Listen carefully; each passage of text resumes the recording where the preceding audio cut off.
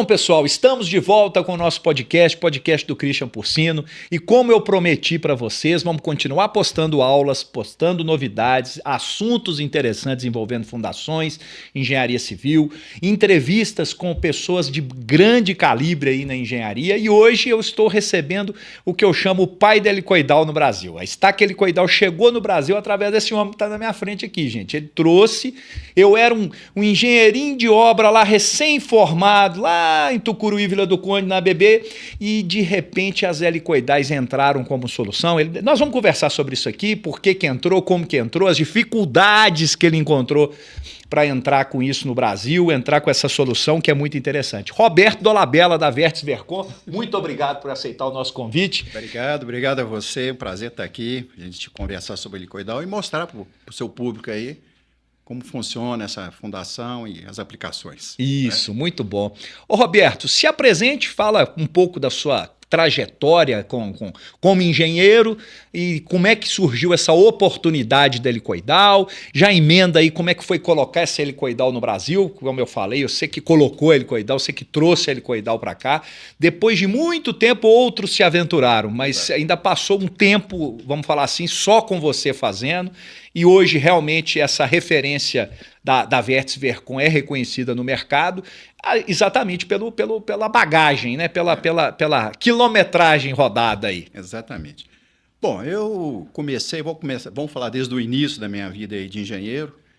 Eu comecei com a empresa antes de ser engenheiro. Uhum. A minha empresa é de 1984, já tem 41 anos, e eu formei 2 anos depois. Eu comecei a trabalhar com obras civis, tá? Uhum. Fazendo reformas, né? Pegando aquela experiência de obra civil. Depois que eu formei, continuei com reformas. Uhum. Depois fui para obras prediais, fiz uns 12 ou 13 prédios em Belo Horizonte. Obras públicas, concorrência pública, fui para obra industrial. Então, estava focado nessa parte de obras civis. Uhum. Mas eu comecei a ficar desanimado, sabe? Com obra civil, uma rotatividade pessoal grande, muitos problemas. Eu sempre falava, né? Empresa pequena tem todos os problemas de uma empresa grande, mas não tem os recursos da empresa grande, né? Uhum. Então, você tem problemas tributários, trabalhistas, uma série de coisas. Então, eu comecei a procurar alguma coisa dentro da engenharia, claro, que sempre foi minha paixão, para uma coisa nova, diferente, inovadora, que utilizasse pouca mão de obra. E comecei a pesquisar isso. Uhum. Tá? Isso foi mais ou menos em 1997. Eu trabalhei 14 anos com obra civil. E fui rodando o Brasil. Tinha uma notícia que tinha uma empresa fazendo uma coisa nova no Rio Grande do Sul, uma casa com um bloco que não precisava de argamassa. Eu fui lá ver, fui olhando. E aí, eu tinha um amigo que um dia chegou para mim, em 1997, falou, eu tenho um amigo que trabalha numa empresa de construção de linha e foi na Argentina e viu uma fundação lá diferente e está querendo trazer para o Brasil. Está procurando um engenheiro que sabe falar inglês, porque a fundação é de origem americana e tal. Você tem interesse? Foi claro, eu estou procurando uma coisa nova, dentro da engenharia pode ser uma coisa boa. Uhum. Aí ele agendou a reunião, a gente reuniu, ele é um engenheiro de fundações da ABB, né, e foi na Argentina visitar uma obra que a ABB estava fazendo na Argentina. Uhum. E a Fundação Chance estava tentando entrar na Argentina. Uhum. Ele se interessou muito, pegou um catálogo da Chance na época, Baby Chance, Chance americana, e trouxe para o Brasil. Eu olhei o catálogo, me interessei muito por aquela fundação, vi que era uma coisa limpa, rápida, e estava nos Estados Unidos desde o final do século XIX. Nos Estados Unidos há 140, 150 anos. Aí interessei. E no verso lá do catálogo, na contracapa, tinha o telefone e o fax. Na época não tinha e-mail, não tinha WhatsApp, não tinha nada. Então, eu escrevi uma carta relatando essa descoberta na Argentina e que nós tínhamos interesse em trazer essa fundação para o Brasil. Escrevi a carta, mandei via fax, claro. Da época que tinha. Isso foi em dezembro de 97. E uns 3 dias depois, os americanos responderam, agradecendo o interesse pela fundação e tudo, mas que já tinham um parceiro no Brasil. Era o Grupo Inepar de Curitiba. Me deram o contato, o telefone, eu entrei em contato, atendeu foi o gerente comercial, o Gameiro. Falou, não, tem interesse. Expliquei para ele, ele falou, não, tem interesse sim. Mas nós estamos no final de ano, férias coletivas, liga em janeiro, a gente marca uma reunião. Uhum. Em janeiro de 98, liguei para ele e fui a Curitiba. Uhum. Tinha uma joint venture entre a Inepar, que era o grupo de Curitiba, e a Hubble americana. Uhum. Era uma empresa chamada Inepar Hubble. Uhum. O dólar era, nessa época, 98, era mais ou menos 1 para 1, então eles estavam importando todos os produtos da Hubble, que é uma hold americana que tem várias empresas. Uhum. Mas acontece que todos os engenheiros da Inepar que estavam nessa empresa Inepar Hubble eram engenheiros eletricistas. Uhum. Então o Gamiro virou para mim e falou: Roberto, foi muito bom você ter vindo, porque esse produto é um produto que está aqui, a gente não consegue desenvolver, porque não temos engenheiro civil para desenvolver.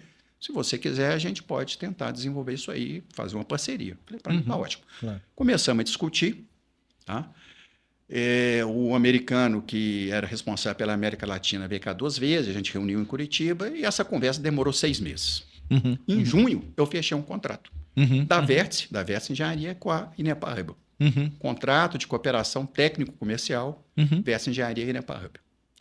Aí eles me enviaram para os Estados Unidos, eu fui para os Estados Unidos, fiz o curso na Chance, né, que era a empresa deles de fundações helicoidais, e fiz tanto a parte teórica quanto a parte prática de campo e voltei para o Brasil. E isso foi em junho. Em julho, a Inepar tinha uma empresa, a SAD, em Jacareí, que era uma fabricante de estrutura de torre de linha de transmissão. E eles iam testar lá na estação de teste da SAD uma torre de 500 kV da Eletronorte. Então o pessoal da Inepar teve a ideia de usar as fundações Chance lá para lançar a fundação no Brasil. Tá? Fazer as fundações, os tirantes, né?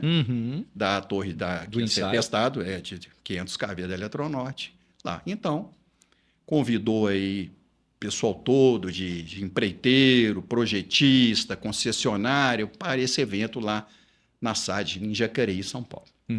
Nós fomos lá, o americano que me deu as aulas nos Estados Unidos veio também para as palestras. Muito bom. Então, em julho de 1998, ou seja, há 27 anos, foi lançado oficialmente a helicoidal no Brasil, com esse ensaio de uma torre de 500 kV com fundações helicoidais. Muito interessante, muito legal. Bom, então a partir daí, eu comecei a divulgar a helicoidal.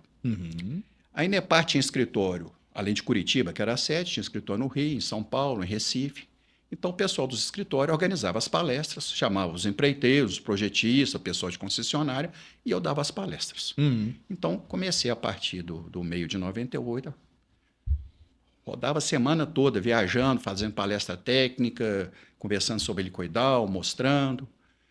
E aí, no ano de 99, tinha 6 meses e pouco que a gente tinha iniciado o processo, houve a maxi-valorização do real. Eu lembro direitinho, o real era, em relação ao dólar, 1,12, do dia para a noite passou para R$2. Maxi-valorização, então a joint venture entre a Inepar e a Hubble começou a balançar. O que era viável importar já deixou de ser, financeiramente. Então começou, o meu número de palestras diminuiu, o pessoal estava discutindo ainda a joint venture e foi devagar. Chegou em setembro de 98, a joint venture foi rompida. E eu, vamos dizer assim, fiquei desempregado. Eu tinha uma parceria com a Inepar. Ficou perdido no caminho. Perdido. Aí eu pensei, gente, eu já tenho aí mais de ano aí de palestra técnica, né? Muita gente já me conhece, eu conheço muita gente do Brasil, eu acho uma solução interessante, vou continuar.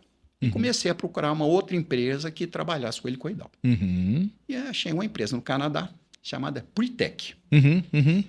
Engraçado que quando houve a ruptura e quando houve antes de haver ruptura, né, quando houve a max-valorização, eu sugeri ao pessoal de fabricar no Brasil, já que deixou de ser interessante importar, vamos fazer aqui. Mas os americanos, o pessoal da Tatiense não quis, não queria fabricar, tinha uma fábrica imensa lá nos Estados Unidos, eu não queria montar aqui. Então, além de não importar e não queria fazer, eu tive que procurar.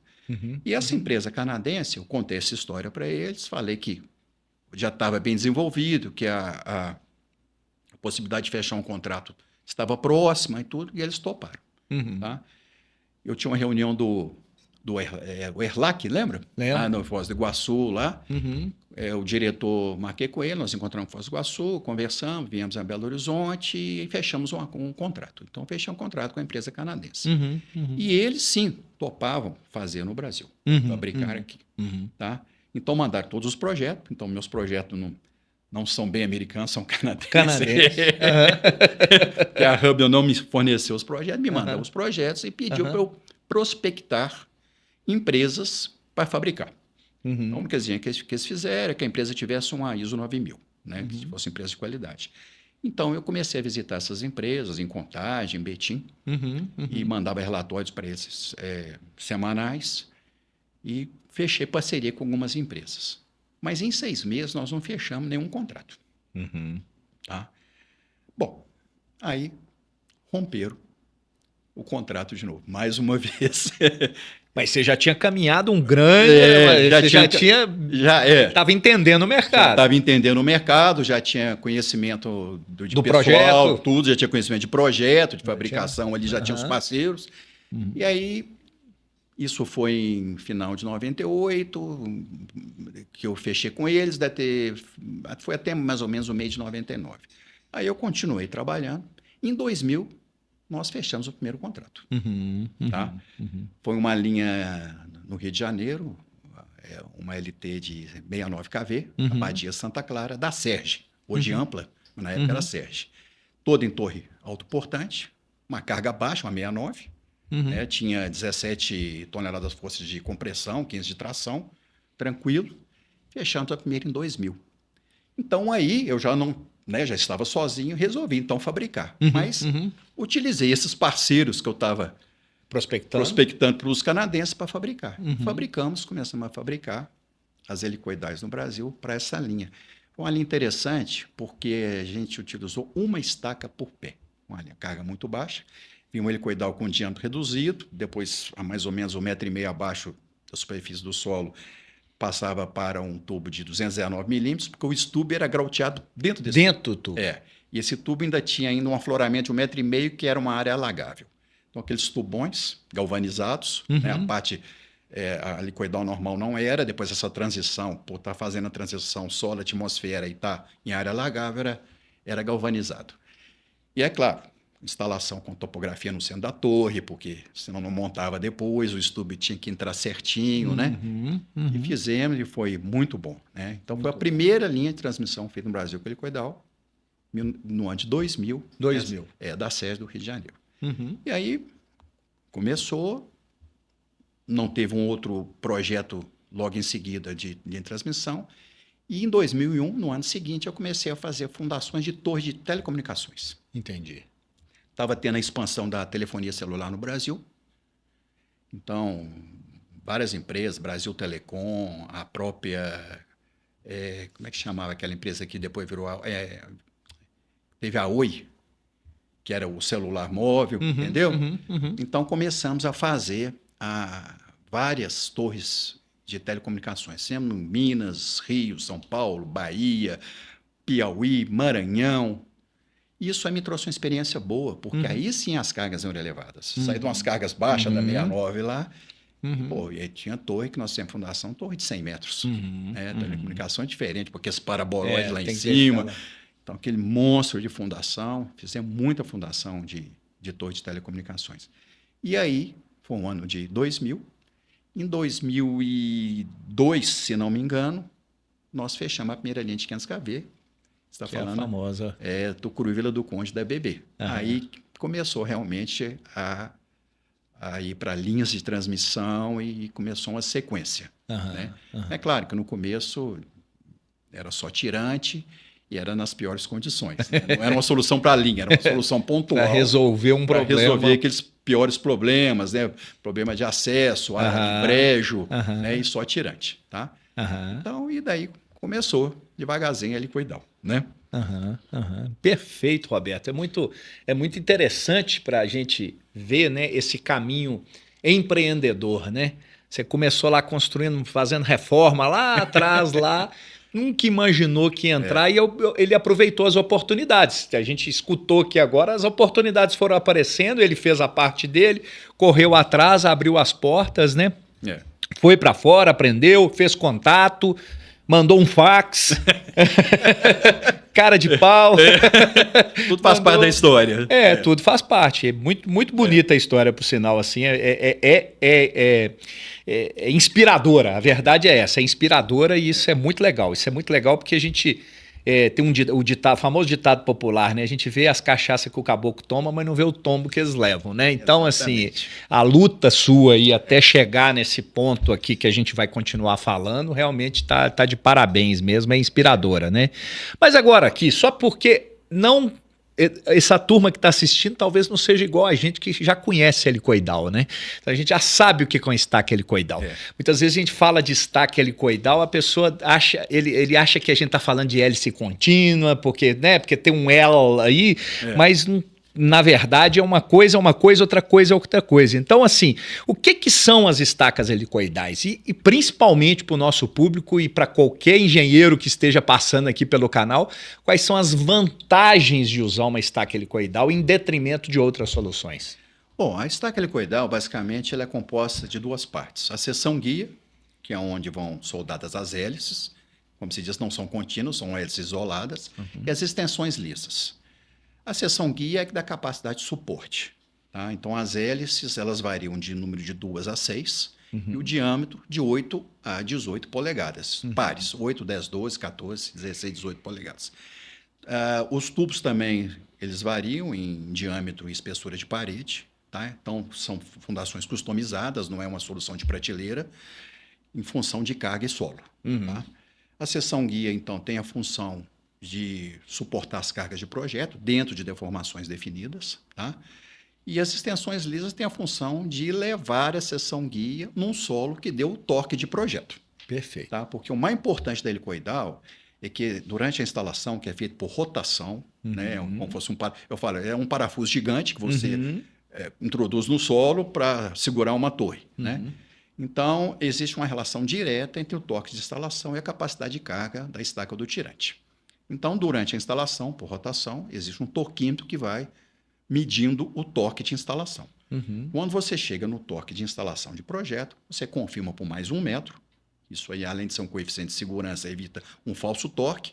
Às vezes você está com a camada pouco espessa de um solo mais resistente, o torque aumenta, mas depois volta a cair. Né? Então, você tem que ter a certeza que tem pelo menos 1 metro de solo resistente, né, com um torque igual ou maior do de projeto. Então, as extensões lisas têm essa função de ir direcionando a seção guia num solo que dê o torque, consequentemente, a carga. Tá certo? E é customizado, né? Não cada projeto é um projeto, tá certo? É claro que existem tubos mais padrões dependendo da carga, mas a gente, por exemplo, não tem nada em estoque. Tá? Então, a gente pega um projeto, define o tubo, define o número de hélices, o diâmetro das hélices, tá? E aí sim, vai para o campo fazer os ensaios de convalidação. Então, antes de iniciar o projeto, antes de iniciar a fabricação das estacas e tirantes helicoidais, nós fazemos ensaios de convalidação de campo. Tá? Esses ensaios de convalidação eles têm por função aferir o torque. Nada, verdade, que o K, que é empírico lá, né? A carga última é o K vezes o torque.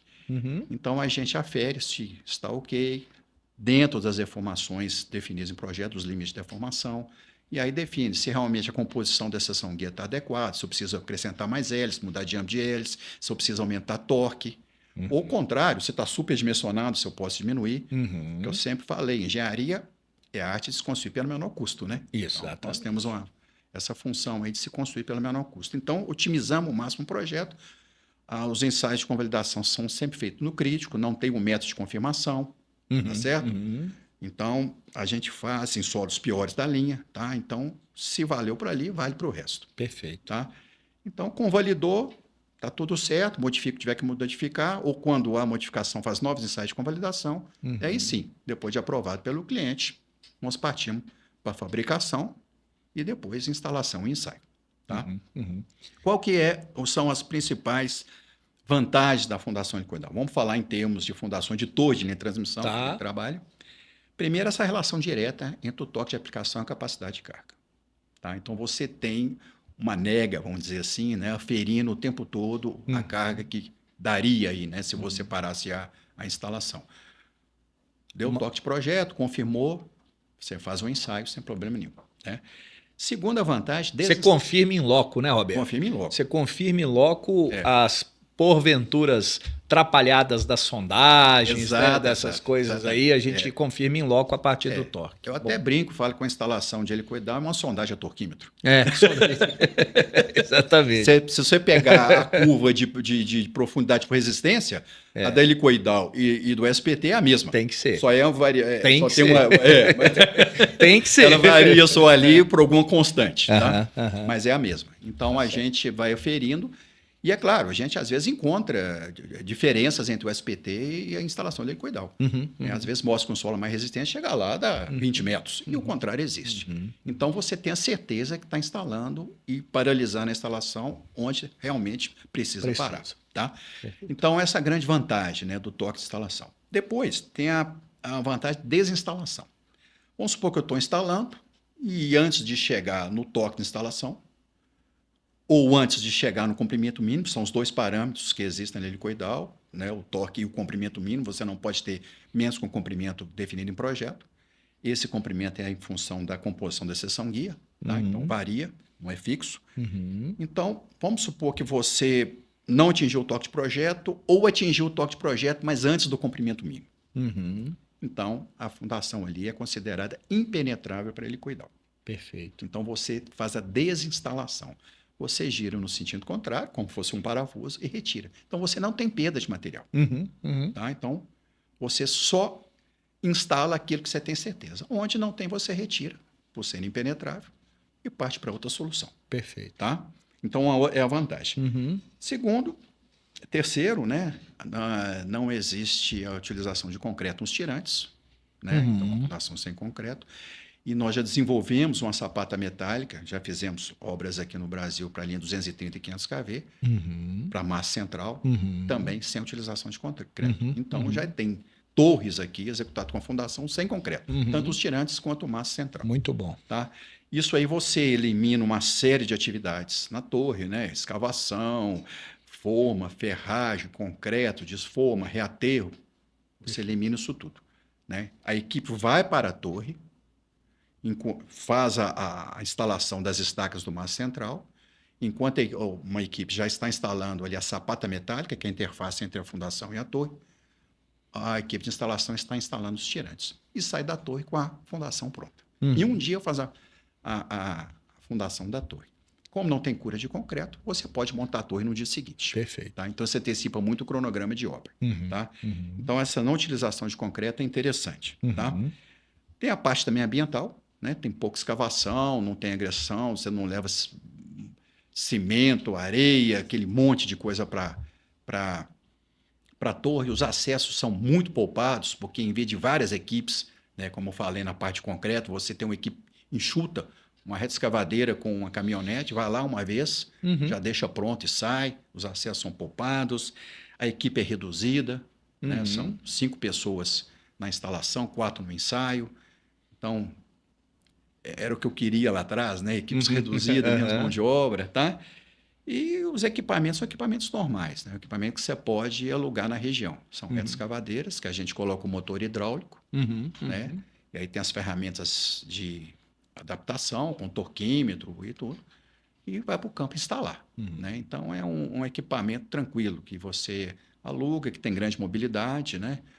Linha de transmissão é logística, né? Porque são extensões grandes, né? Então você tem que ter uma boa logística na linha para dar produtividade. Então, é mais ou menos um conjunto de coisas aí que torna a helicoidal muito atrativa. Tá? Me permita interagir com a sua fala aí, uma coisa que ele está fazendo o tempo todo aqui, gente, e é uma grande vantagem. Você que não é de linha de transmissão, você não percebe essa grande vantagem da estaca helicoidal, é a facilidade de inclinar a estaca. Essa facilidade de inclinar a estaca pelo processo executivo é uma grande vantagem. É muito fácil você fazer em qualquer angulação, né? De qualquer forma que você imaginar isso que eu estou fazendo, é o braço da reta escavadeira. É o braço. O que ela faz, você instala com aquilo dessa forma. Então, isso é uma grande vantagem, realmente, você conseguir vários ângulos rapidamente, com um equipamento flexível, né? Inclusive, você vê, os tirantes são instalados no ângulo que tem que ser instalado. Né? Então, realmente, é isso aí. Então, a instalação em qualquer ângulo é uma grande vantagem com relação aos outros, né? As outras metálicas. Exatamente. Porque você não tem essa flexibilidade de instalação em ângulo. Né? É verdade, é muito verdade. E aí já vem uma pergunta, né? Como é que foi o desafio, aliás, como é que é o desafio de enfrentar uma competição com os famosos tubulões aí, as estacas escavadas, bom, enfim, principalmente o tal danadinho do tubulão, né? Que é o queridinho aí da turma de execução, né? No início, das fundações helicoidais, a gente teve 2 grandes desafios. Né? Primeiro, a resistência dos projetistas. Né? Claro, era uma solução nova, uma fundação nova, o pessoal não tinha uma segurança técnica, né? Um conhecimento técnico para poder avaliar aquilo. Então, claro, é muito mais fácil falar não, né? Porque não queria assumir ali uma coisa que não tinha certeza técnica sobre como funciona a fundação, como é que projeta e tudo. Então, isso foi um desafio grande. O segundo desafio foi a corrosão. Tá? É uma fundação metálica e nós chegamos no Brasil numa época ruim, vamos dizer assim, para fundação metálica. Estava tendo muito problema de corrosão em grelhas metálicas. Era no momento. Era o momento que estava acontecendo.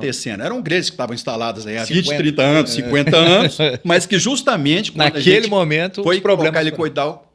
Então a CEMIG estava com problema, a Chesf estava com problema, a Eletrosul estava com problema. Então, esse foi um desafio grande, cara. Porque para provar que o processo de corrosão da helicoidal era diferente da grelha metálica, foi realmente muito complicado. E os próprios projetistas, quando não tinham conforto, segurança... Zona de conforto. Já passava para corrosão e aí já não sei o que e tal. Então, a gente teve que vencer os 2 desafios. A parte de corrosão, nós contratamos 2 professores da Federal, do Departamento de Corrosão da Federal, para fazer um estudo para a linha Tucuruí Vila do Conde, de 2002. A Eletronorte exigiu, deu 30 dias para apresentar um estudo de vida útil das estacas, né? No caso, na época, os tirantes helicoidais. E nós contratamos esses 2 professores, Paulo Furtado e Edwin Ausa, e eles fizeram um estudo técnico sobre a corrosão das estacas. Foi apresentado na Eletronorte, a Eletronorte aceitou. E o estudo ficou tão bom que eu resolvi fazer um livro sobre corrosão. Aproveitei aquele estudo e a gente então lançou um livro na época chamado Corrosão em Estacas Metálicas. Não só helicoidal. Corrosão em Estacas Metálicas. Fizemos 200 ou 300 exemplares, distribuímos aí para a biblioteca, para engenheiros, tudo, né? Hoje eu só tenho um exemplar de resto e vou fazer uma revisão agora. Legal. Uma revisão, colocar coisas novas e lançar mais uma edição. Muito bom. Então, os americanos foram muito, na época que eu trabalhava para a Chance, e esse problema de corrosão foi desde o início, eles também foram muito decisivos nessa parte de corrosão. Que, por exemplo, quando surgia, eu entrava em contato com eles, falava, negócio de corrosão. Eu falava, mas corrosão não é problema. Eu falava, não é problema para vocês que têm já conhecimento. Aqui é. Então, eles me enviaram muito estudo técnico, muita coisa sobre corrosão, tá? Então, eu aprendi bastante, dei palestras técnicas sobre corrosão em solo, né? Fizemos o livro, e isso foi quebrando a resistência. Perfeito. Tá? Então, esses 2 grandes desafios foram realmente demorados, mas a gente conseguiu vencer. A resistência dos projetistas e o problema de corrosão. Perfeito, tá? perfeito. Eu vou aproveitar o ensejo, né? Porque na última reunião da norma 6122 teve o anexo estacas helicoidal aprovado, né? E surgiu uma conversa, e aí eu estou perguntando para a pessoa certa, viu, pessoal? E surgiu uma conversa lá ao vivo e a cores de que alguns defensores falavam, poxa, você está usando aço patinável, essa tabela de espessura de sacrifício da 6122, a tabela 5, ela poderia ser reduzida, ou pelo menos você colocar, por conta da projetista, um estudo mais específico, porque você está usando um aço mais de uma qualidade melhor e poderia reduzir. Aí foi uma briga danada lá, né, uma confusão, e eu lembro que eu até falei, gente, a gente usa a tabela 5, não precisa das suas brigas, porque aí parecia que era eu que estava pedindo para alguma coisa, né, diferente. E no final eles falaram assim, ó, a conclusão que a gente tem, aí que vem a pergunta, a conclusão que a gente tem é o seguinte, vocês usam aço patinável à toa. Vocês estão enterrando dinheiro, porque isso não vai fazer diferença nenhuma. E aí a minha pergunta para um empreendedor, né, que é o Roberto Dolabella, que é dono de uma fábrica, e é esse o negócio, o core business seu é esse, realmente você está enterrando dinheiro? Você poderia deixar de usar o patinável, porque eu estou falando dos caras de norma brasileira, então os caras eles aceitam isso, aceitariam isso. Você realmente está enterrando dinheiro? Você poderia deixar de usar o patinável mesmo? Isso seria vantajoso financeiramente? Como é que você vê essa história? Enfim. Não, o que acontece é o seguinte, realmente todos os estudos que a gente tem de corrosão no solo, são para aço carbono comum. Não existe nenhum estudo sobre aço patinável enterrado. Porque o aço patinável, para ele criar a pátina, a casca, tem que ser na atmosfera. Tem que ter contato com o oxigênio. Tem que ter contato com o ar, com a umidade, com tudo. Ele vai fazendo aquela química lá e cria a pátina. Se você chegar num aço carbono enferrujado, se passar o dedo, suja seu dedo. Se você passar no patinado, não suja porque é resistente. Tá? Ele não sai. Então, todos os estudos é para aço carbono. Agora, o aço patinável, ele tem uma resistência à corrosão maior, mesmo enterrado. Pela composição química, não pela formação da pátina. Perfeito. Tá? Então, ele tem cobre, tem nióbio, tem molibdênio, mais do que o aço carbono comum. Então, pela composição química, ele resiste mais à corrosão do que o aço carbono comum. Quanto? Não sei. 10%, 20%, 30%. Não sei. Então, todos os estudos, inclusive quando a gente calcula vida útil, existem tabelas do Mel Romanov, que é o papa americano da corrosão, tem um livro, Underground Corrosion, que você tem todas as tabelas para calcular, tudo em aço carbono comum. Então, a gente calcula e dá a certeza que é no mínimo aquilo, porque feito em carbono. Vai dar mais por ser patinável. Entendi. Tá? Além disso, a resistência mecânica do aço patinável é maior. A gente consegue... Nós trabalhamos com 350, já estamos indo para 380 megapascal de resistência mecânica. O aço carbono comum tem 240. E o próprio aço, quando você aumenta a resistência, você aumenta a resistência mecânica, você aumenta a resistência à corrosão. Então, você tem um aço que tem uma composição melhor, com a resistência maior. Então, você garante que a vida útil vai dar do carbono para mais. Não se sabe quanto. A diferença de preço praticamente não existe, porque o pessoal regula o preço do patinável, né, do core, em relação ao carbono, para não ficar muito distante, né, porque senão venderia só o aço comum, né? Então, acho que é uma boa vantagem, né? Você tem um aço com uma resistência mecânica. Não tem diferença financeira também, não. Além de tudo técnico que você está falando, você não ia estar comprando um negócio a 50% mais barato que poderia te deixar mais competitivo. A diferença é muito pequena, tá? Eu acho que não compensa. E nós temos aí fundações instaladas no Brasil. Vamos colocar aí a primeira, vamos colocar como 500 kV 2002, há 23 anos, sem problema nenhum de corrosão, sem nada. Nós, inclusive, fizemos estudos aí ao longo do tempo. Agora mesmo, o ano passado, a gente fez uma linha para EDP, Porto Velho, Abunã, e ao lado, nós já tínhamos construído uma outra linha, há 11 anos antes. Então, a Eletronorte pediu para a gente fazer uma avaliação de corrosão na linha já construída há 11 anos. Fomos lá, fizemos um procedimento, apresentamos para a Eletronorte, fizemos medição de espessura, tá? Porque é uma área, inclusive, alagável, tudo. E deu tudo, não deu menos de milímetro, deu décimos de milímetro a perda de espessura. Então, muito bom. Como diz, para que mexer no que está dando certo? Entendi. Né? Para uma economia que talvez não valha a pena. Não vale a pena. Não, beleza, tranquilo, tá entendido. Tá entendido. E aí uma pergunta aqui, só de curiosidade. Vocês têm feito estacas testemunha em algum lugar para você tirar daqui a 10 anos, 20 anos, 30 anos? Você tem esse mapeamento, você tem esse trabalho? Não, nós fizemos só no início. Nós temos duas linhas. Fizemos em Tucuruí, Vila do Conde. Tá. E depois, em seguida, fizemos na linha Tucuruí, Marabá, Ceilândia. Tá. Fizemos, se não me engano, 3 testemunhas, 3 torres, né? Porque em cada torre tinham 2, existe todo um procedimento, você crava duas estacas testemunha no comprimento médio das estacas instaladas na torre, tira a primeira com 5 anos, a segunda com 10, tá? Todos os estudos demonstram que a corrosão decresce com o tempo.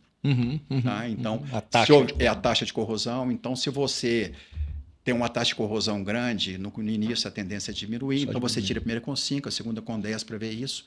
Inclusive, um estudo interessante que os americanos na época passaram, tem uma interconexão Estados Unidos-Canadá, feita em 1979, com a Fundação Liquidal Chance, e aí eles retiraram algumas testemunhas logo 2, 3, 4 anos depois da instalação e fizeram uma projeção para daí a 30 anos e não daria vida útil. Então ficaram um pouco desesperados, mas resolveram avançar o estudo, tá?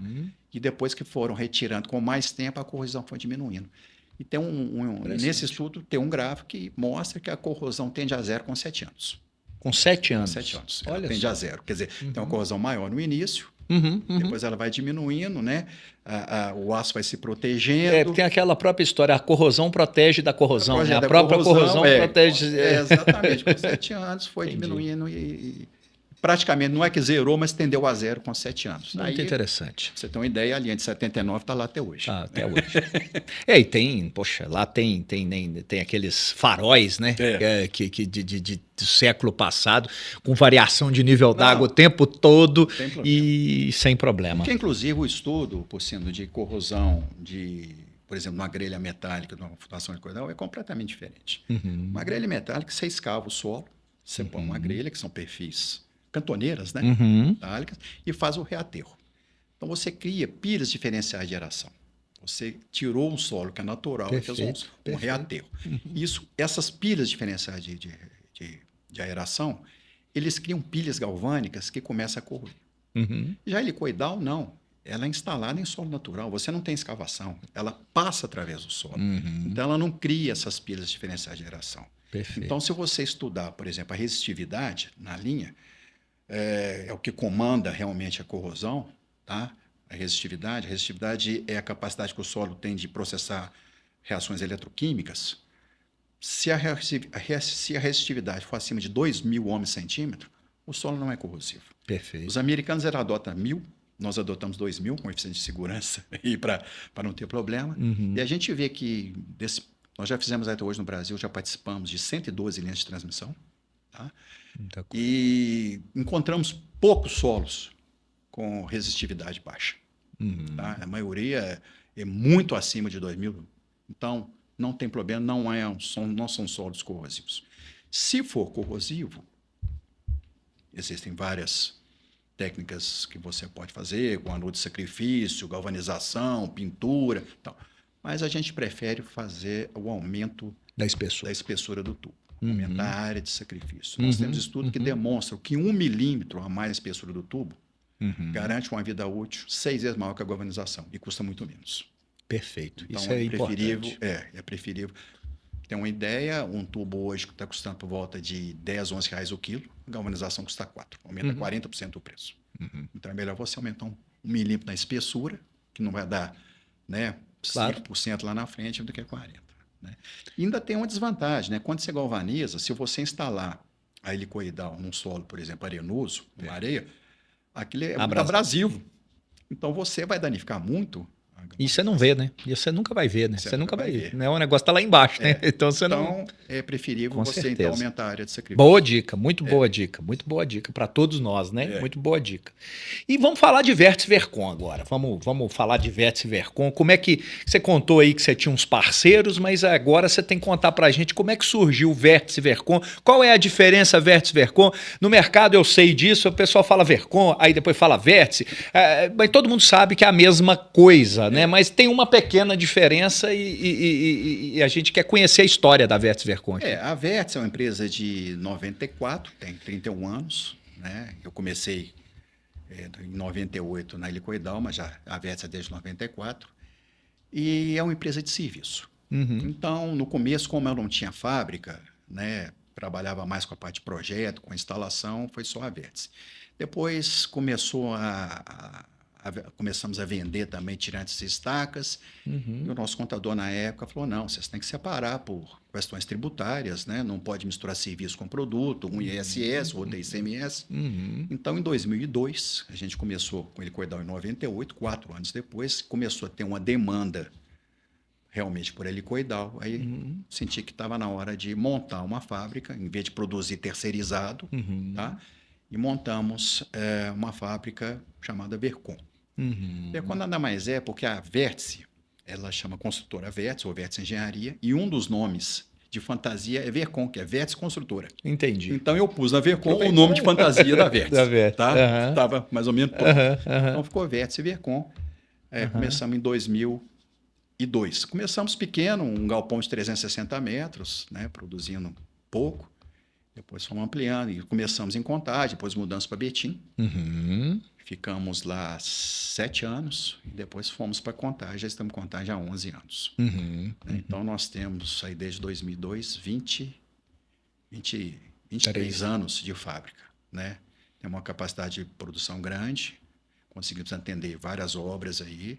Todas as grandes obras do Brasil aí, dos últimos anos nós participamos.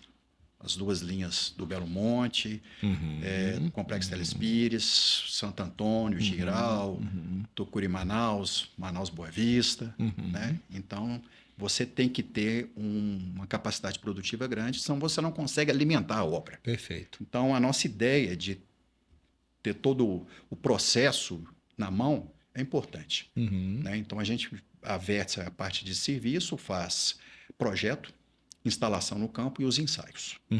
E a Vercon produz as estacas, então, os você tem um controle de todas as etapas. Isso é importante e estratégico. Né?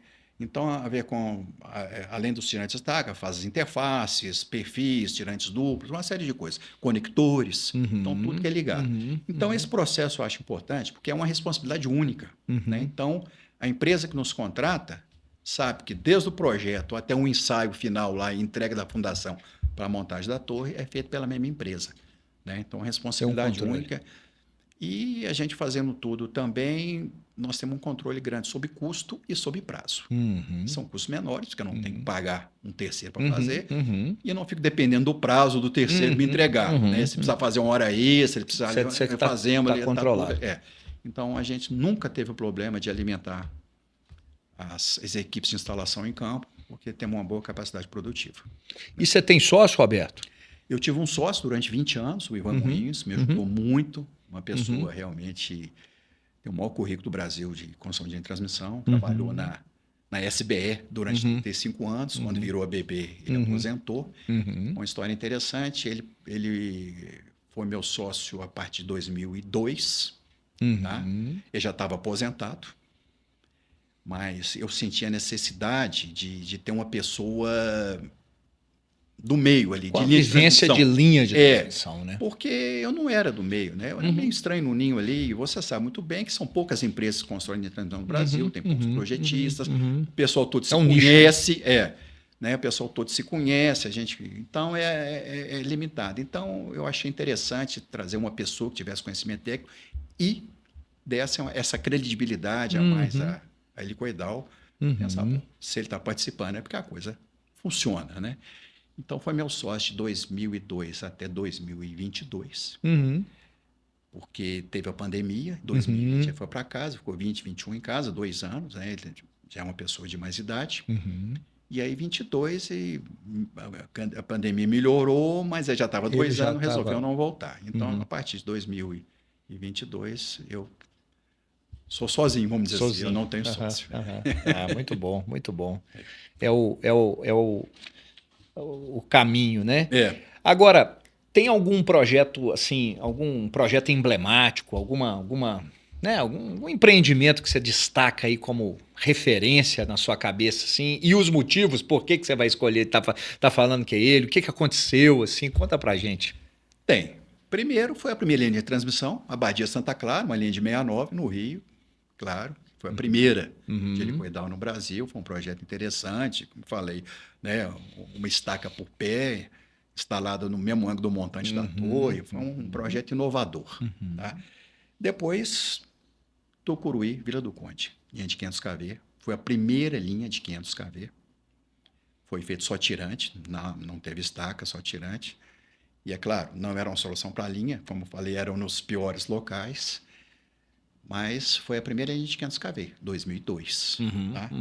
Depois foi Itumbiara, Cuiabá, uma linha de 500 kV, 2006, que foi a instalação da primeira torre autoportante em helicoidal. Aí já entrou a estaca. Quer dizer, nós gastamos aí entre o tirante e a estaca 4 anos. 2002, 2006, Itumbiara, Cuiabá. Fizemos, eu estava presente na instalação lá da primeira torre autoportante em fundação helicoidal.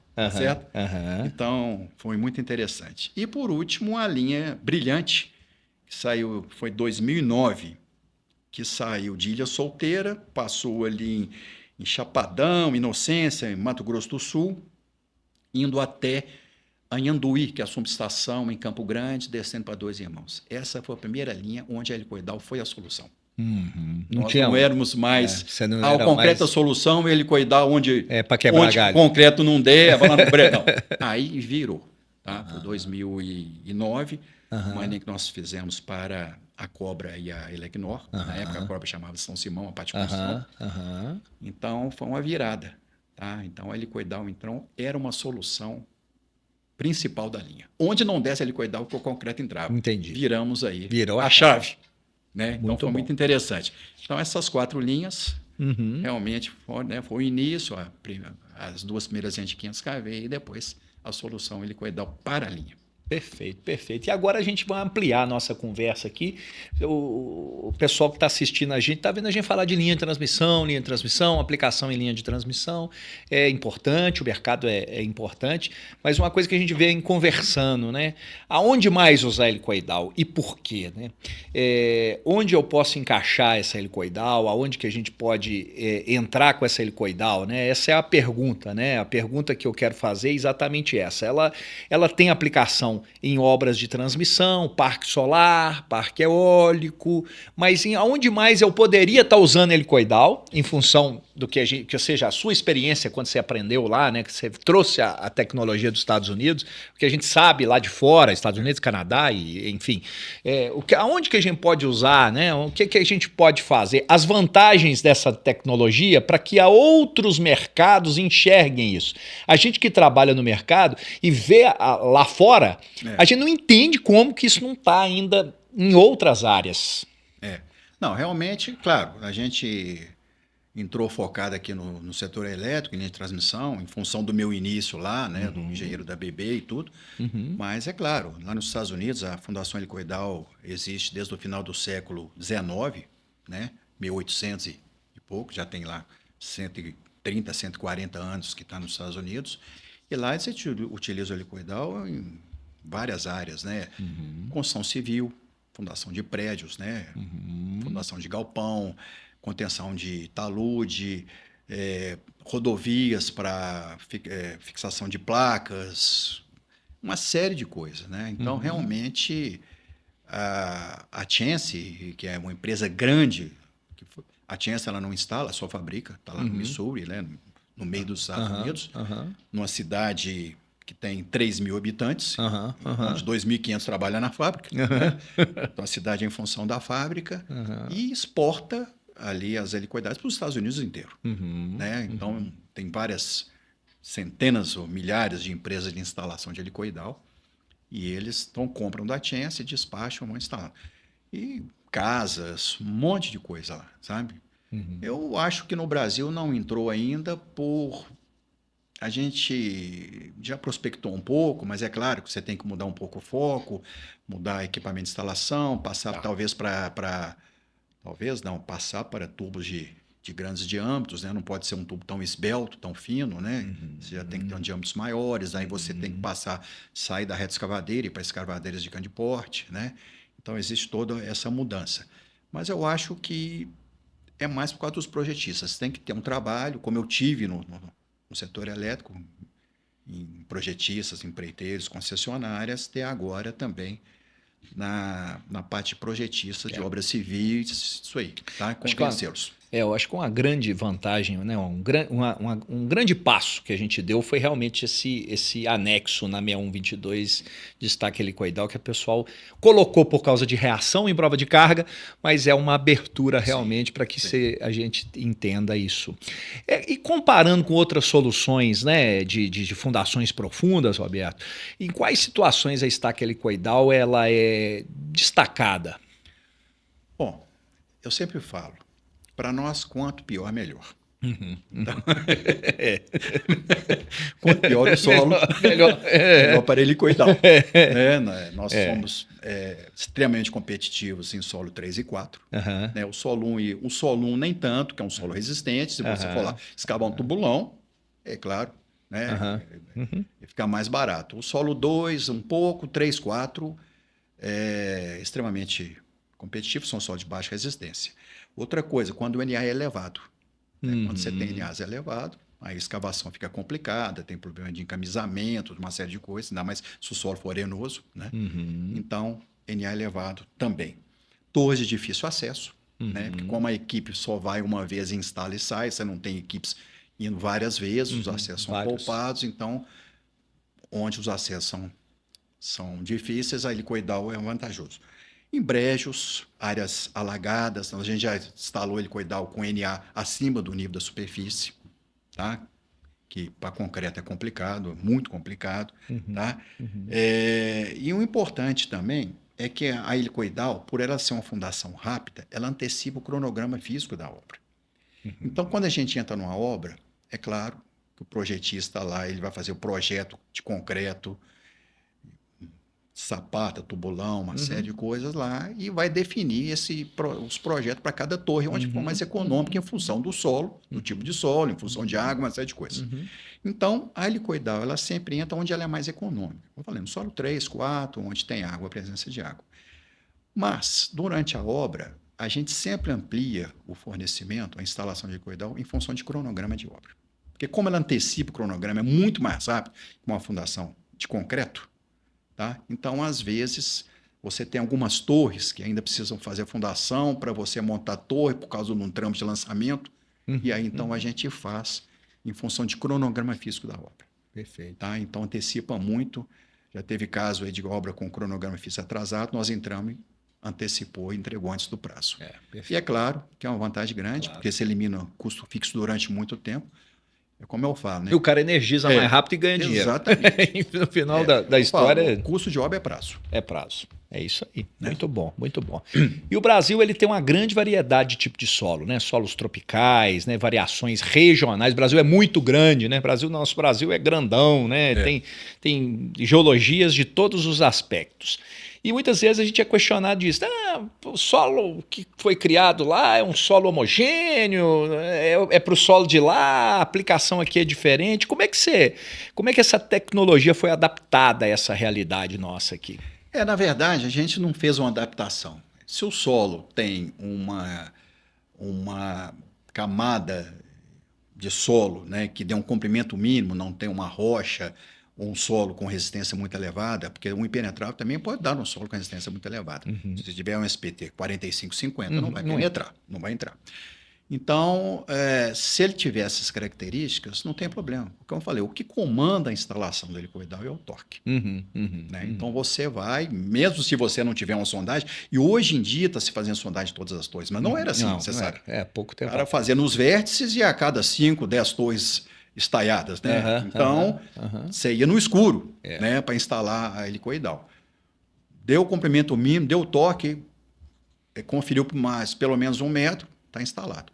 Então, eu acho que a grande vantagem é essa, você ter um controle de torque e, consequentemente, capacidade de carga, independente se o solo é tropical ou isso ou aquilo.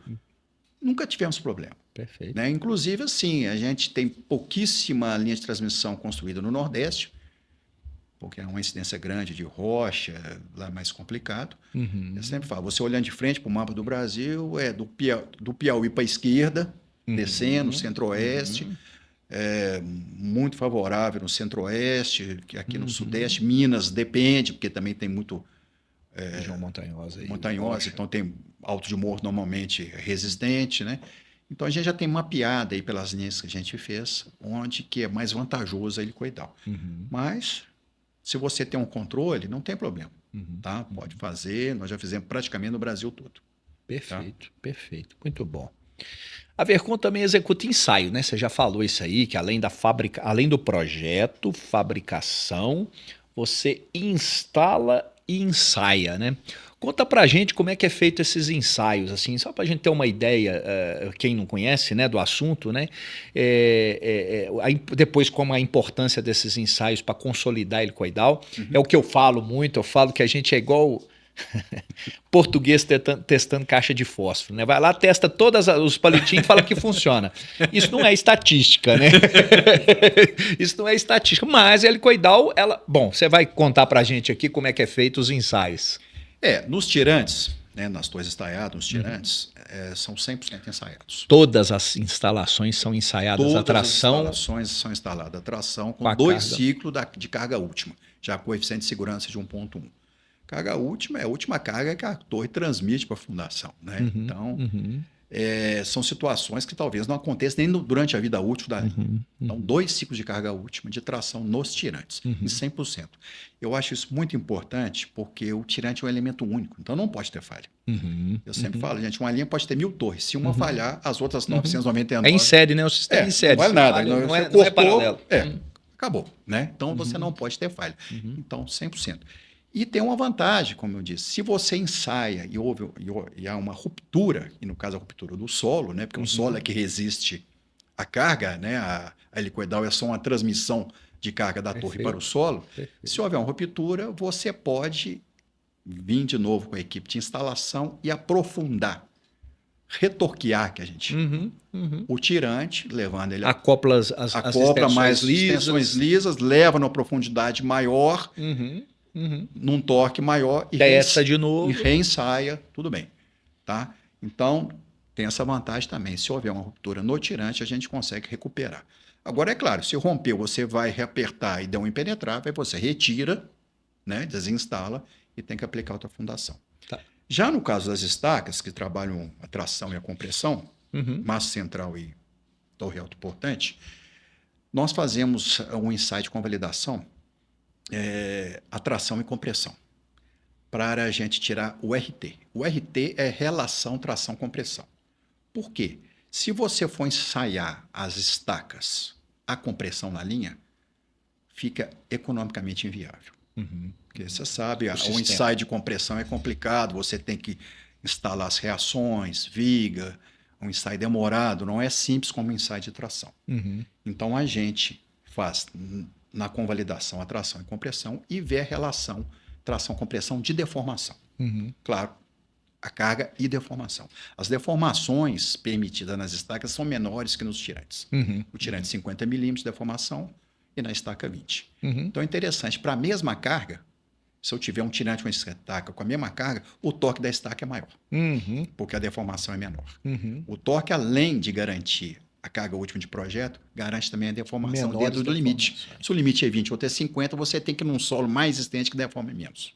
Tá? Aí, deixa eu só fazer um parênteses nisso que você está falando, que é uma pergunta, né, que a gente sabe, a gente vê acontecendo, né? Então é por isso, se é por isso, né? A gente sempre fala que as deformações na estaca, ou seja, gente, quando o Roberto está falando estaca, são helicoidais à compressão. Só para vocês entenderem o linguajar aqui. Quando ele está falando tirante, obviamente são helicoidais tracionadas, né? E aí a gente vê que as deformações nas estacas, ou seja, nas comprimidas, são bem menores do que nas tracionadas. E muitas vezes a gente tem essa percepção. Então é porque você usa um torque diferenciado na execução da estaca em detrimento do tirante. Na verdade, as deformações das estacas são menores, porque uma torre autoportante, por exemplo, 4 pés, você não pode ter deformações grandes, porque você vai criar recalque diferencial. Né? Um vai recalcar mais que o outro, a torre vai tombar, isso vai ter problema lá em cima na parte elétrica, o isolador vai aproximar da torre, então uma série de implicações. Então, as deformações em estacas, em torres autoportantes, elas são menores, porque não pode haver um recalque diferencial grande. Perfeito. Tem que ser pequeno, 20 milímetros. Tá? Perfeito. Já o tirante, não. Você tem uma cordoalha, o Ele é cabo flexível. lá, é flexível. Se por um acaso ele deformar um pouco mais, o máximo que vai acontecer é ter que ir lá e retencionar. Uhum. Tá? E não tem problema nenhum. Perfeito. Agora, eu quero deixar bem claro, por cima, que deformação não é critério de ruptura. Uhum. Uhum. E tem projetista aí que acha que é, mas não é. Uhum. Tá? Então, a deformação ela é em função de uma série de fatores. Primeiro, o tipo de solo. Segundo, a presença ou não de água. Se você tem NA, vai deformar mais. Um solo argiloso deforma mais que um solo arenoso. Tá certo? Vai ser função também do comprimento de instalação. Por quê? Quando você traciona, vamos falar de tirante, um tirante com comprimento elevado, tá? 20 metros de instalação, existe também uma deformação elástica do próprio tubo, Tem, ok. que eu acho que tem que ser levado em conta. No processo de nega, repique, tudo isso Claro. é considerado. Mas que eles Aqui não também- levam. Não levam. Nós já fizemos conta que, por exemplo, num tirante que você tem 50 É milímetros, resistência dos materiais. Você tem a Resistência, deformação, é. deformação do tubo e das ligações. se você tem um tubo comprido, uma carga elevada, Aumenta, você é um for mais, somatório. aumenta e É um aquilo ali vai somatório. deformar. Tá? Então você tem uma deformação. Eu acho que nós temos que olhar isso aí com os projetistas, para instalações acima de de uma certa profundidade, nós temos que Tem que descontar. divulgar essa conta, tem que começar a publicar essa conta. Exatamente, nós temos que Ela tem todo descontar sentido. a deformação elástica do tubo. Tem todo Porque, por exemplo, às vezes deformou 10 milímetros, mas lá embaixo essa sanguínea nem mexeu. É. Os 10 milímetros foi o tubo Pode que ser, alongou. Pode ser. E aí você começa nisso. Agora, acontece o seguinte, a helicoidal, para trabalhar, o solo tem que deformar. Aí que está a diferença. É diferente, por exemplo, no tubulão, que trabalha com atrito lateral, essência de ponta, onde você já começa a deformar muito, você já descolou o tubulão do solo. Então, realmente, é diferente. Não, a estaca helicoidal, ela reage contra o solo. Você traciona ou você comprime, ela reage contra o solo. O solo deforma até um ponto em que ele deforma menos e segura a carga. Eu sempre falo, é como você pegar uma esponja cheia d'água e você começar a apertar. A água vai saindo, a esponja vai tirando os vazios, chega uma hora você não aperta mais. Perfeito. É essa a função. Então, a helicoidal, ela tem que deformar o solo. É claro que dentro do limite. Então, vamos supor, nós fazemos 2 ciclos de carga. Vamos falar no caso do tirante, que é 50 milímetros. É a soma do residual do primeiro ciclo, que você vai na carga máxima, na carga de projeto, e depois você volta na pré-carga, que é 20%, e faz um segundo ciclo. Então, o critério é a soma do residual do primeiro ciclo, mais a deformação máxima do segundo. Vamos supor que essa conta dê mais que 50. Não tem problema. Faz um terceiro ciclo, abandona o primeiro. Ou seja, nós temos estudos técnicos que mostram que se você fizer ciclos sucessivos de carga, a deformação tende a zero. Tá certo? Então, não precisa aumentar torque, não precisa fazer tirante duplo, não precisa nada disso. Você faz mais um ciclo de carga e você vê a diferença até do primeiro para o segundo ciclo. Você faz o primeiro ciclo, o solo ainda está ali virgem, vamos dizer assim, está deformando muito, dá uma deformação de 25 milímetros, vamos supor, no primeiro ciclo. Você faz o segundo, dá 10, que é para menos da metade. Você faz o terceiro, dá 7. Vai tendendo a zero. Tá? Então, a gente tem que mostrar que a fundação helicoidal, para trabalhar, tem que deformar o solo. Perfeito. E se a deformação ficar acima do permitido, basta fazer mais ciclos de carga, abandonando, sempre mantendo 2, tá? Abandonando. Então, isso é muito importante para que você não perca uma fundação boa, porque deu 3, 4, 5 minutos a mais. Eu tenho agora, essa é uma curiosidade, trocando uma ideia aqui com você.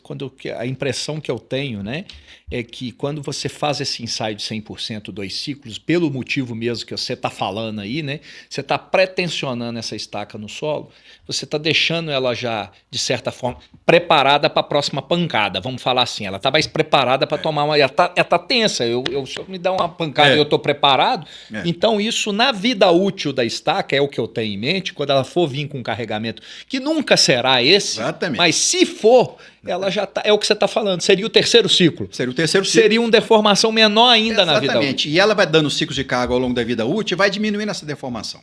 Agora, tem uma crítica que eles fazem para nós de helicoidal, em aplicação em alto portante, e aí eu quero saber a sua opinião, que fala que esse ciclo de carga é prejudicial. Ou seja, o que eles falam? Se eu comprimo e traciono, eu estou tendendo a deixar um espaço vazio na hélice. Né? Por exemplo, comprimi, né, tracionei, aí movimentou para cá. Na hora que eu for comprimir, eu vou ter um espaço vazio que vai fazer com que essa deformação seja maior na hora que for comprimir. O que você acha disso? Não. Como eu disse, a estaca ela tem um limite de deformação menor, 20 milímetros. Né? Quando você faz os ensaios em campo, você já diminui esses 20. E esse espaço é muito pequeno. Então, vamos supor, uma torre autoportante. Quanto que ela pode recalcar? Né? Não é 2 centímetros, pode recalcar mais. Então, está dentro dos limites da torre. Tem uma vez, logo que começou o helicoidal, a gente fez uma reunião em São Paulo, discutindo isso aí, limites de recalque, de deformação em torre autoportante. E é claro que a minha opinião e a opinião da maioria lá, quem tem que definir isso é o projetista da torre. Claro. Não é o... É ele que sabe o quanto. É ele que sabe o tanto que a torre... É uma coisa em prédio, quem define a hipótese de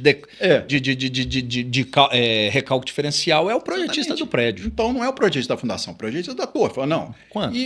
Quanto? Então, assim, existem várias contas. Inclusive, na época, eu perguntei para os americanos também sobre esses limites. Por exemplo, no tirante, que a gente usa 50, eles usam até 100 milímetros, 4 polegadas. Tá? A gente usa metade do que eles usam. Vamos, são mais conservadores. Na torre autoportante, a altura da torre dividida por 400, entendeu? Então, tem algumas contas, os critérios que você usa. É claro que em função de altura, numa série de coisas. Então, esses limites que a gente usa já estão muito conservadores. Entendi. Tanto no tirante quanto na estaca, para não ter problema. Como o caso da corrosão e tudo, a gente sempre... E era, claro, para você introduzir uma tecnologia nova e tudo, você tem que ser conservador, né? Porque não pode dar problema. Isso aí. Tá. E como é que você enxerga o avanço das normas no Brasil para esse tipo de fundação? Já a gente tem informação suficiente para normatizar? Como é que é isso? Eu acredito que sim, Porcino, porque, pensa bem, nós estamos aplicando helicoidal no Brasil, vamos colocar aí na primeira linha de 500, que seria mais importante, em 2002, há 23 anos. Só a Vértice Vercom já participou de 112 linhas de transmissão. Nós temos mais ou menos 160 mil instalações de tirantes e estacas e por volta de 50 mil ensaios. Porque os tirantes são 100% ensaiados, mas as estacas é uma estaca por pé de autoportante, uma estaca por massa central. Tá? Então, diminui o ensaio em relação à instalação. Então, nós temos realmente muita experiência para já fazer uma norma técnica específica de helicoidal para a linha de transmissão. Eu acho bom para equalizar parâmetros, definir parâmetros de instalação, de ensaio, para que cada empresa faça do seu jeito. Eu acho que a gente tem que ter uma norma técnica, é claro. Mas eu faço um adendo a isso. Eu acho que a norma técnica ela tem que vir para normatizar, para colocar parâmetros, para orientar o jovem engenheiro né, que está começando, para ele ter como se guiar ali no início. A norma, é claro, sempre é conservadora, tem que ser, tá certo? Mas a gente não pode colocar na norma coisas que vão encarecer desnecessariamente a fundação helicoidal. Certo? Isso é importante. Tá? E eu vejo 2 problemas nisso aí. Em primeiro lugar, o coeficiente de segurança do projeto. Tá? Eu acho que o coeficiente de segurança de fundação de linha de transmissão tem que ser igual para todas. Então, o mesmo coeficiente que eu usar no tubulão, na sapata, eu tenho que usar no helicoidal. A helicoidal é diferente. Muito antes, pelo contrário. Ela tem mais controle que os outros. Tá? E não pode ser penalizado, porque senão você vai começar... Faz todo sentido. A colocar um coeficiente maior, consequentemente encarecer. Tá? E segundo, com relação a definição desse ciclo de carga, de deformação, que ainda está um pouco complicado. Eu vejo que o concorrente da helicoidal, vamos falar de linha de transmissão, é o concreto. Né? Então, o projetista faz todos os projetos e a empresa que vai construir vai definir para cada torre qual é o projeto mais econômico. Se você encarecer desnecessariamente a helicoidal, você está tirando mercado, você está colocando mais concreto do que helicoidal. Tá certo? Isso pode diminuir o escopo de helicoidal na linha e, em alguns casos, pode inclusive inviabilizar. Tá? Então, eu acho que tem que realmente tem que ter toda a técnica, ninguém quer fazer nada errado. Como eu falei, linha de transmissão não pode ter falha, né? Porque é um prejuízo grande, mas dentro de todos os limites. Então, a gente tem condição aí de estudar uma norma que seja boa para helicoidal e tecnicamente robusta. Entendeu? Nessa pegada, aproveitando, né, a gente entende que as helicoidais elas são realmente uma pegada mais sustentável, né, pela não utilização do concreto, né, menos resíduo na hora de executar, né, a gente tem essa pegada, né. Nesse tempos aí que a gente fala de obras verdes, né, como pode ser esse diferencial da helicoidal? A helicoidal ela tem essa pegada ambiental, né? Ela é uma equipe reduzida, não tem escavação, no caso de tirantes. Em blocos de estaca, massa central e torre portante, são escavações reduzidas. A gente, em torno de 500 kV, para você ter uma ideia, uma escavação dos blocos de uma torre, as 4, mais ou menos 6 metros cúbicos. Tá? Então, a equipe só vai uma vez na torre, então você poupa acesso, uma série de coisas. Então, tem locais que o meio ambiente já exigiu que fosse helicoidal. Perto de nascente, córrego, uma série de coisas, para você não contaminar. Né? Então, ela tem essa pegada ambiental mesmo, equipe reduzida, né? Você trabalha pouco no local e sai, só vai uma vez. Então, e hoje realmente a parte do meio ambiente está pegando bastante, né? Então, é interessante isso aí. E sua visão de inovação tecnológica, tanto da Vercom Vértice como das inovações que você enxerga para esse mercado? A Vértice sempre foi uma empresa inovadora, né? Tanto é que a gente trouxe a helicoidal. Mais ou menos no ano, se não me engano, 2004, 2005, se já tem 20 anos, eu procurei o professor Nelson Roque, na USP de São Carlos, que era a maior autoridade brasileira em estacas. Perfeito. Eu achava que eu precisava de um projetista de renome para a helicoidal. Estava no início da helicoidal. Então, eu estive lá em São Carlos. E ele se interessou muito pela helicoidal, pelo motivo de ser uma estaca de instalação controlada, né, pelo torque. Então, fizemos uma parceria com a USP, tá? Lá de São Carlos, departamento de geotecnia lá. E temos essa parceria até hoje. Vários estudantes lá fizeram doutorado, mestrado, pós-doutorado com helicoidal. Tá? Então, a Vértice sempre teve essa parceria empresa-escola, né? Empresa-universidade. Claro. Tá certo? Então, a gente sempre inovou, né? E estamos sempre pesquisando. Então, além da própria helicoidal, nós tivemos várias inovações. Por exemplo, 100% de ensaio dos tirantes. A gente em concreto não fazia, nem hoje faz. Né? Então, a gente garante 100%, que são elementos únicos. Né? Tirantes duplos e triplos. O tirante duplo, no caso, vamos supor que você tem uma instalação que não atingiu o torque mínimo. O torque mínimo é 12 mil, o torque é medido em libras-pés. 12 mil libras-pés, você instalou lá, chegou a 8 mil, bateu numa rocha. Então, você tem uma solução. Tá? Você coloca mais um tirante, né? Porque 12 mil daria 6, você atingiu 8. Né? Então, você coloca 2 de 8, melhor do que um de 12. E coloca um balancinho, um perfil, unindo os dois com conector no centro. Tá? Então, primeira obra de tirante duplo do Brasil foi para a Bengoa, lá Manaus, Tucuruí, Manaus.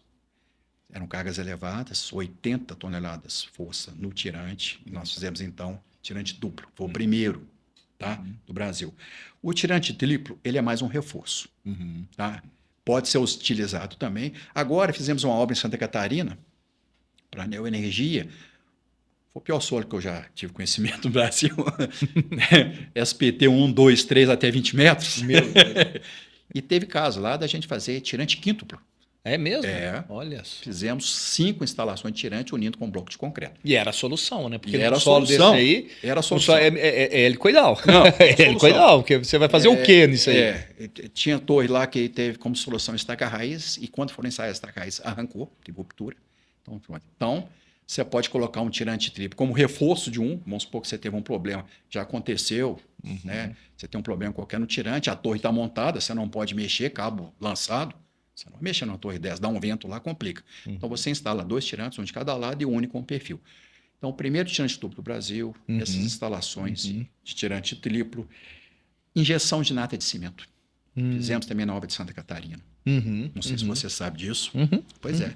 Nós injetamos, aplicamos. Com o João, né? Foi com o João? É. Nós fizemos um P&D com a Neo Energia, uma parceria USP, Neo Energia Vértice. Tichua lá, né? É, e fizemos nós já tínhamos feito todo esse trabalho, já justamente com a USP, que a gente está inovando, e depois colocamos nesse P&D da Neo Energia e aplicamos nessa obra. Legal. Então, no caso de você instalar e não der o torque, você injeta Você não tem que retirar e vir com outra solução. Outra solução, já está instalado. Resolve, aí você injeta, é claro que o tirante ou stack tem que estar preparado para isso, tá? Porque você tem que garantir que tem manchete, alguma coisa lá embaixo? Tem. Você tem que garantir que a nata saia lá nessa seção guia onde está e não ao longo dela. Perfeito. Então, ela aumenta a capacidade de carga no mínimo 40%. Já teve ensaios que deu bem mais, mas sendo conservador a gente mantém 40%. Então, essa injeção de nata de cimento também é inovação. Já fizemos obra com linha de 500 kV. Sapatas metálicas, como eu falei, que já fizemos em linha de 230, em linha de 500, inclusive crossrope. Tá? É uma solução de torre estaiada sem concreto. Tá? Nós já instalamos no Brasil perto de 1.400 sapatas metálicas. Tá? Muito em bom. 230 e 500, tá? Agora a gente está instalando, já começamos, desenvolvemos um aplicativo para smartphone. Tá? Então a instalação agora é feita com torquímetro. Antes você fazia a leitura no torquímetro e anotava num protocolo de instalação. Né? Você anotando o torque metro a metro, chegava no torque de projeto, confirmava e já tinha um protocolo de instalação. Nós estamos tentando tirar ao máximo a interferência humana nos registros de dados, tanto de instalação quanto de ensaio. Tá? Então, agora é feito através de um Bluetooth, que no smartphone você lê os torques, tá? E aquilo você põe no banco de dados e no próprio campo você pode mandar via WhatsApp para o escritório. Muito bom. Tá? Então, já fizemos isso para a instalação e vamos fazer agora para o ensaio. Tá? O ensaio vai registrar a pressão de manômetro direto no Bluetooth. Então, isso aumenta a confiabilidade, porque tira a interferência humana na anotação dos registros ali. Muito tá? bom. Então, é inovação. E estamos inovando, devemos lançar aí uma nova tecnologia também com helicoidal. O ano está acabando no início do ano que vem, tá? Que essa tem a função de baratear helicoidal. Não posso falar os detalhes agora, mas já está em fase final. A gente já fez todos os ensaios, todos os testes. Estamos agora afinando a parte financeira, né? A parte de custo. Tá? Chegamos à conclusão que ela tem um ponto de equilíbrio, estou falando em termos de custo, por volta de 6, 7 metros. A partir daí começa a ficar cada vez mais econômica, quanto mais profundo. Então, naqueles solos ruins, vamos pôr uma instalação de volta de 20 metros, fica 40% mais barato. Muito bom. Tá? Então, isso vai... Muito bom. Vai fazer uma diferença marcante. Vai aumentar o escopo. Então, a gente pode estudar a priori onde na linha tem os solos piores e aplicar essa solução para diminuir custo. Tá? Muito bom. E esse pensamento, pessoal, é isso que eu falo, né? Você tem que ter uma visão empresarial. Você vê que o empreendedor Roberto Dolabella já está há 23 anos, vamos falar, né, de 2002, trabalhando com isso, mas ao tempo todo, um olho no peixe, outro no gato. Ele está emitindo os projetos dele aqui, mas já está pensando lá na frente. E é isso que é engenharia, gente. A gente às vezes acha que é Ctrl-C, Ctrl-V. Não é. Não é. A gente até faz um Ctrl-C, Ctrl-V aqui para render faturamento, mas a gente já está com o olho lá na frente pensando em fazer diferença. Por quê? Todo mundo copia. A verdade é essa. A cópia existe na engenharia. Então, empresas inovadoras têm que estar lá com um passo na frente, porque é esse que é o diferencial dele. Porque daqui a pouco está copiando ele, não sei o quê. Copiaram ele, né? Já copiaram, né? O processo tem sido assim, de cópias, né?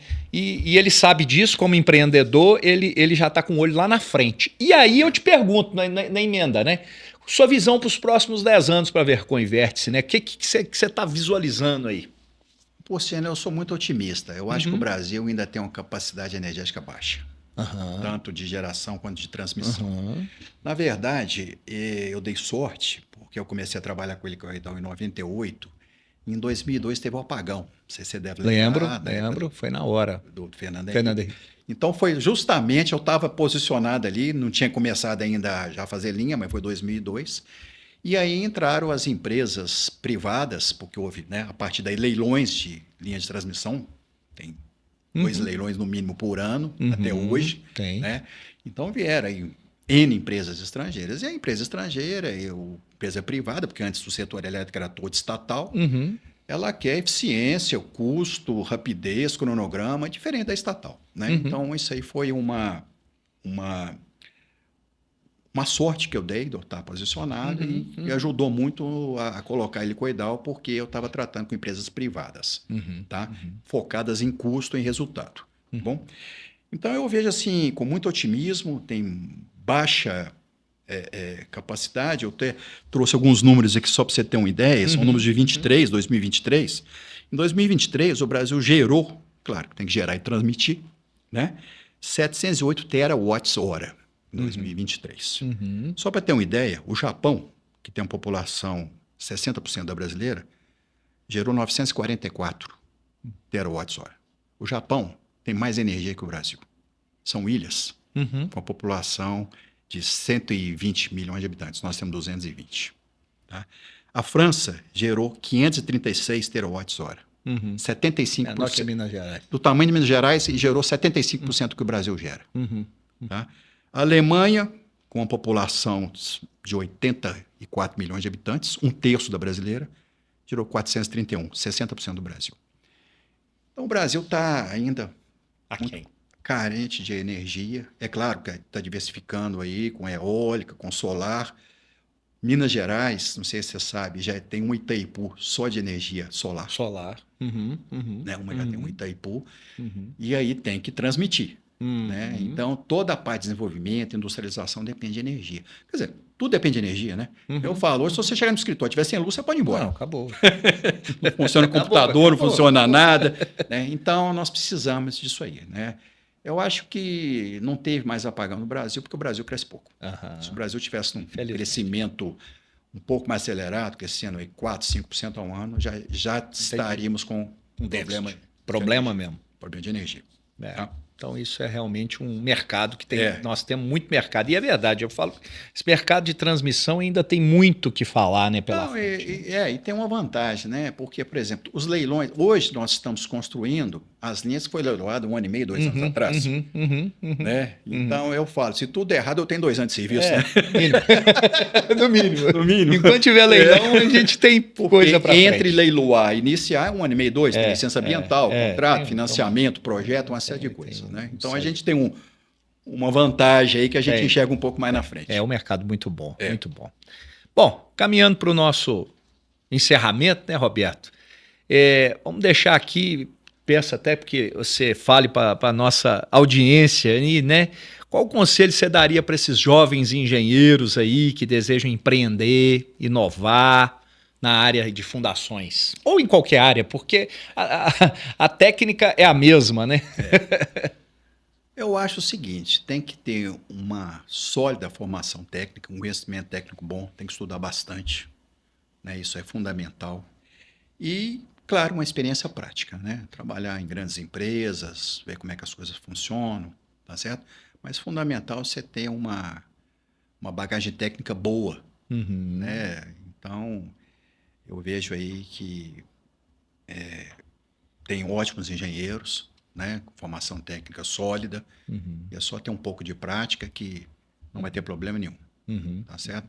E eu comecei com obra civil, depois fui para a fundação, sem saber nada de fundação, mas estudei bastante, né, e fui evoluindo aí com o passar dos tempos, quer dizer, já são 27 anos, né? Muito tempo. Então, tem que ter essa bagagem. E nessa passagem como pioneiro de helicoidal, qual foi seu grande aprendizado? Porciano, foi persistência e superação. Tá? Eu acho que... Estômago para aguentar. Para aguentar e insistir bastante, saber que ia dar certo. Eu sempre falo, quando você está no meio do rio, a única opção é nadar. E é nadar para frente, né? Vai voltar lá. Então, persistência, superação, fazer da inovação uma busca constante. Tudo na engenharia pode ser inovado, pode ser melhorado, pode fazer com custos menores. Não achar que é sempre daquele jeito. Perfeito. Tá certo? Perfeito. E tudo pode ser evoluído, melhorado. É claro que existem barreiras, existe resistência, mas a gente tem que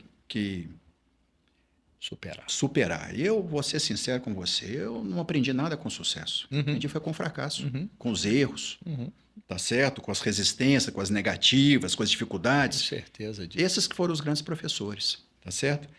Mas sempre superei, segui em frente com trabalho, né? Eu acho que se você fizer um trabalho bem feito, o resto é consequência, né? E tem uma visão de médio e longo prazo. As coisas não acontecem do dia para a noite. Né? Você vê que entre lançar e cuidar no Brasil e a primeira linha de quem foram 4 anos. É o que eu falo com vocês, geração fast food. eu falo isso o tempo todo. Tem um processo, né? Ô, Dolabella, e para terminar aqui, uma mensagem final que você gostaria de deixar para engenheiro, para projetista, para instalador, para cliente, para transmissoras, para todo esse pessoal que nos conhece aí e que a gente sabe que está nos acompanhando, mesmo que sem deixar comentários, a gente sabe que vocês estão nos acompanhando. Qual que é essa mensagem que você deixa para eles aí, por favor? Eu acho assim, façam o que vocês gostam, o que dá prazer, tá certo? Eu acho que tem que buscar um crescimento profissional e satisfação pessoal. O resto é consequência disso. Então, a parte financeira, a parte de um bem-estar vem em cima de um objetivo de crescimento profissional e satisfação pessoal.